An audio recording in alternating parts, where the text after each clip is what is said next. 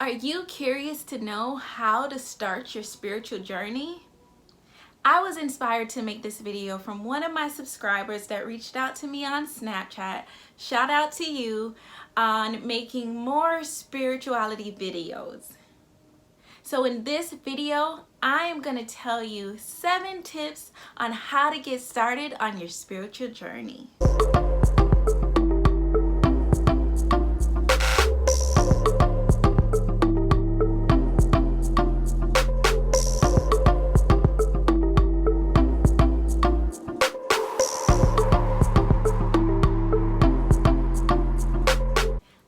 On my spiritual journey for a very long time, but when I was called to go deeper, I came to YouTube as well.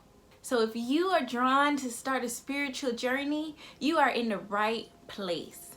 The tips I have for you today are simple tips, but they're essential to know when you're on your spiritual journey. These tips have really helped me on my spiritual journey and my spiritual path to becoming more awakened. I hope this video serves you well, and without further ado, let's hop into the tips. Let us all take one moment to just feel that love vibration, that love frequency. I just want to take a moment to share my love with you. This unconditional love frequency is radiating from me to you. I pray that it touches you and it serves you well. Remember, love is a very high frequency. You want to be aligned with high vibrations right now. It's so much going on, but don't forget about your spiritual practice. Don't forget about yourself. Stay in alignment with your highest self and your higher being. And I am just going to shed love and light and peace and joy into your life. And I hope that you feel this radiant energy.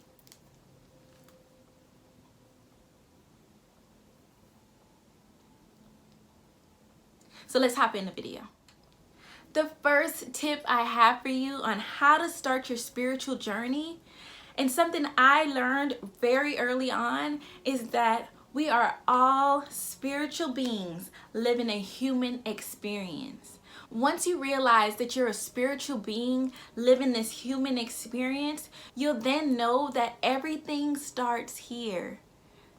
This is my mantra I say at the end of all my videos. Change your mind, you change your life. Get into alignment with your spiritual self. Create what you want in your subconscious mind. And it has no choice but to show up in your physical reality. Energy cannot be created or destroyed. When you know this, you know that your spirit lives on forever. It's eternal. All the answers that you need are within you. You are drawn to this spiritual experience for a reason. Explore further. I guarantee you all of the answers that you seek are within you. So go deep inside and explore. The next tip that I have for you, and you know I had to throw this one in there, is to meditate. Meditation is super important. Meditation can be unique to you. If you haven't seen my video on how to meditate for beginners, I give you step-by-step techniques to meditating, and I give you other ways that you can raise your vibration. The number one way to go deeper and tap into your highest potential is to go within yourself. Meditation is a practice.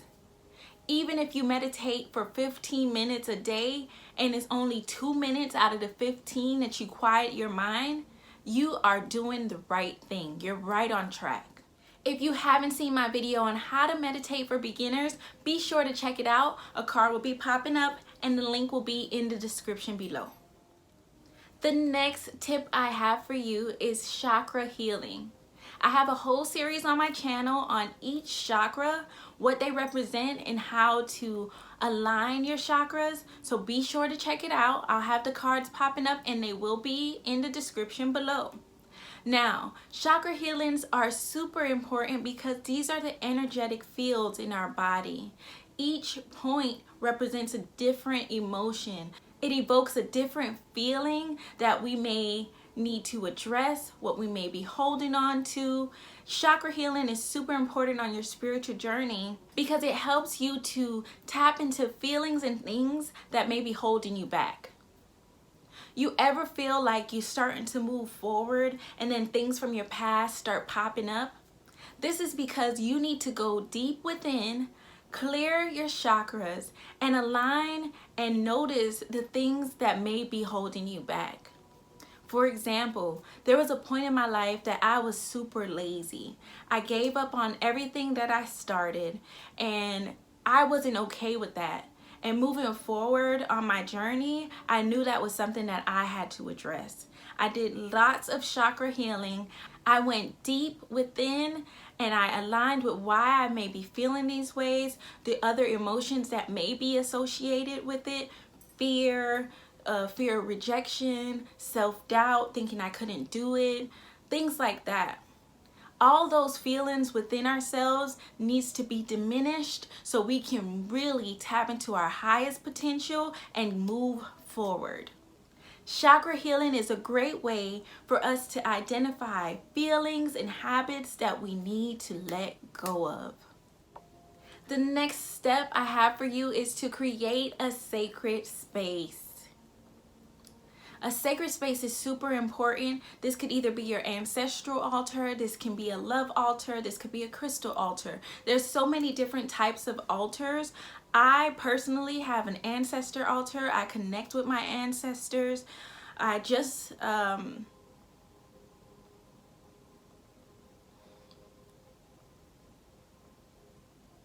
it's super hard for me to talk about this, but I just experienced the transcendence of my grandmother, and I made sure that I got something from her to place on my altar. I have a picture of us that I'm going to print out and place on my altar. Your ancestors are in the spiritual realm, and they are here to look out for us. They are here to help us. You align with their spirit, you align with their energy, and they are amazing. Creating your ancestral altar is a great way to connect with them, to feel them, because we know that energy is not created or destroyed. So just because they've released this physical body does not mean that their spirit is dead. You cannot kill someone's spirit. The spirit never dies. So a great way for me to connect with my ancestors, and the thing that took my spiritual practice to the next level, opening doors in my life, was my ancestral altar. So that's my next tip: create an altar or a sacred space. I have a whole video on how to create a sacred space. If you have not seen it, please check it out. A card will be popping up and the link will be in the description. A card will be popping up and the link will be in the description below. The next tip I have for you is to forgive. Forgive yourself, forgive people, forgive situations that you cannot control. You have no control of how or why a situation that happened already happened. We use those situations as lessons so that we can learn and move forward. But one thing that we do not have on our spiritual journey, and once we know our truest potential, is fear. Fear is low vibrational. Fear holds us back from our truest potential. It can really be a block on our spiritual journey. So one thing that I learned earlier on in my spiritual journey is to forgive. Self-forgiveness is super important. Stop talking about the things that shoulda, woulda, coulda. They didn't happen. Forgive yourself for that. Understand at that moment you needed to learn what you needed to learn. You had to go through what you needed to go through to learn and to be able to be who you are today. We are better than we were yesterday, and tomorrow is another day to be better than we are right now. But in this moment, we take the time to focus on what matters. And what matters most is clearing our hearts from things that are holding us back, things that are causing pain and hurt, past traumas, self-guilt, self-doubt, low self-esteem, inadequacy, lack of patience. These are all things we need to address on our spiritual journey. I'm not going to lie to you and say that the spiritual journey is just all high vibes and it's always good. No, there's times on my spiritual journey where I just spent the day crying to release, to let go of certain emotions that came to the surface that needed to be released. It's a hard process. The spiritual journey is unique to each individual. I'm not going to experience my spiritual journey the same way you experience your spiritual journey. You need to know this. Forgive the person who hurt you when you were vulnerable. Forgive the person who took advantage of you when you were innocent. A lot of us experienced things like rape, abuse, physical, mental, emotional abuse, and the list goes on. In this moment, you have the choice. Are you going to allow those things to hold you back from being who you truly are meant to be? Or are you going to address it? Are you going to feel through it? Are you going to allow those things to be diminished? Are you going to allow yourself to learn from those situations so that you can move forward, so you don't repeat the same cycles over and over? Think about it. Forgiveness is not for the other person. Forgiveness is for you. Forgiveness is a self-act. I forgive so that my well-being is good, because the other person may not be sorry, but that doesn't matter to me, because me focusing on what the other person is feeling, or if they're gonna apologize, or how this is gonna happen, this holds me back because I'm contemplating in my mind and in my heart. Let it go. Be free. Be free from these emotions. Be free from guilt. Be free from the pain. Be free from the trauma. Feel through it and move forward. The next tip I have for you is to take a spiritual bath. You can do this periodically. You could do this every 3 months. You can do this every month. You can do this as many times as your spirit leads you to do it. If you're drawn to do a spiritual bath 3 in 1 week, do what your spirit is telling you to do. If you are drawn to do it once a month, do it once a month. There's no right or wrong way to do a spiritual bath, or to how many times you should do a spiritual bath. Literally listen to your inner being and follow what that says. I have a whole video on how to take a spiritual bath, how to take a spiritual shower. If you haven't seen it, the card will be popping up and the link will be in the description below. A spiritual bath is a great way to release the energies of past relationships, friendships, hurt, trauma. It's a great way to just clear your aura, clear your mind, clear your body from experiences that no longer serves you. This way you can start off to a fresh start. When I do a spiritual bath, I literally finish my bath feeling renewed.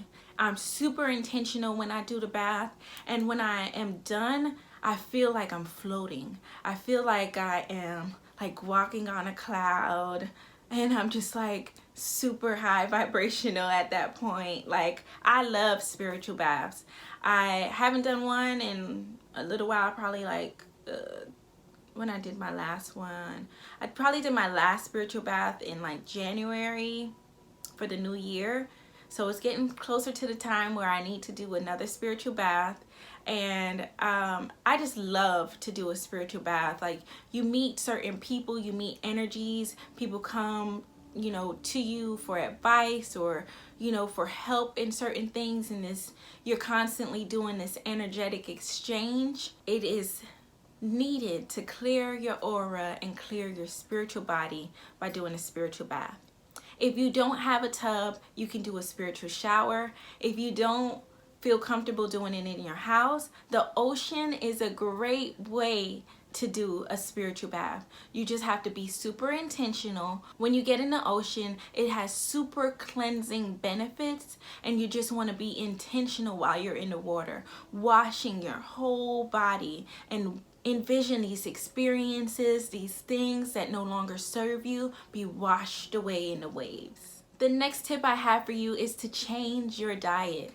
It doesn't make sense that you're doing this spiritual journey and you're being really conscious with what you put in your mind, what you put in your body. What you put in your body is a direct reflection of how you act, who you are. You want to make sure that you're super intentional with what you put in your mind, but also what you eat. Prior to going really deep on my spiritual journey, I had already adopted a vegan, plant-based, pescatarian type of diet. So when I did dive deep on my journey, I began to feel certain experiences and connections to my higher being that was really profound. If you're eating meat that have been heavily injected with hormones and different antibiotics and gone through stress and trauma, you are going to be feeling those ways when you consume these things. If you feel really angry, really tired, low vibes, like this could be a direct reflection that you need to change your diet. You may be feeling what that animal went through before it got to you. So it's super important to make sure you're eating foods that are great for you, that are helpful to your vibration, and being very intentional about what you put into your body. The last tip that I have for you, and one of the most important tips on this spiritual journey, is to do what feels right for you. I get questions sometimes in the comment section like, how long should I lay in my spiritual bath? What crystals should I use for my spiritual bath? Should I use hot water? Should I use cold water? Do what feels good to you. That's the best answer I can give. If saging does not feel good to you, don't sage. If doing a spiritual bath does not feel good to you, don't do a spiritual bath. Do what your heart leads you to do. Do what your inner self is telling you to do. However long that may be, and whatever ways that may be, is totally up to you. Your spiritual journey is unique to you. I can't tell you how to do your spiritual journey. I'm just giving you tips that helped me along the way and has helped many of people along the way, and they're really essential when you're on a spiritual journey. How you do this is up to you. Listen to your higher self, listen to your heart, listen to that gut feeling that you have, and I promise you it will never steer you wrong. Alright, so those are all my tips on how to start your spiritual journey. I appreciate each and every one of you for watching. Remember, keep your vibes high during this time. Take the time to go in and work on your spiritual self. Read books, listen to high vibrational music, eat right, meditate, and do what feels right to you. Shout out to my 4K subbies. Yeah! I'm so happy that I have this platform to share my knowledge with you. I do want to take a moment to thank each and every one of you that take your time to write me. I do love hearing from you guys, especially in the comment section on Instagram and Snapchat. You guys truly inspire me to keep going and keep making these videos. I'm so happy that I can touch your lives to inspire change. If you have any topics that you want me to talk about or you're kind of iffy about on your journey, comment down below. I'll try my best to make a video about it. Be sure to follow me on Instagram and Snapchat. And remember, change starts in your mind. You change your mind and you change your whole life. I love each and every one of you. Thank you so much for tuning in. And don't forget to like, comment, subscribe, and share with a friend. I look forward to seeing you guys in next week's video. Good luck to you on your spiritual journey. I know you got this. Peace, love, and light.